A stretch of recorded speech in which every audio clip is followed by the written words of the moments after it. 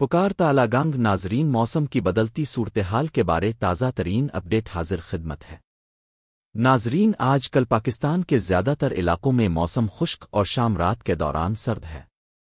سب سے پہلے بات کی جائے مونگ پھلی کی کاشت والے علاقوں کی تو ان دنوں پنجاب خطہ پوٹھوہار کے بارانی علاقوں چکوال اٹک تالابگنگ لاوا بالکسر پنڈی گیب فتح جنگ چوآسی دنشا کلر کہار سمیت گردونوا میں مونگ پھلی کی فصل کو سمیٹنے کا کام زور و شور سے جاری ہے۔ آنے والے دنوں کی بات کی جائے تو اگلے چند روز تک پاکستان کے زیادہ تر علاقوں میں موسم خشک ہے۔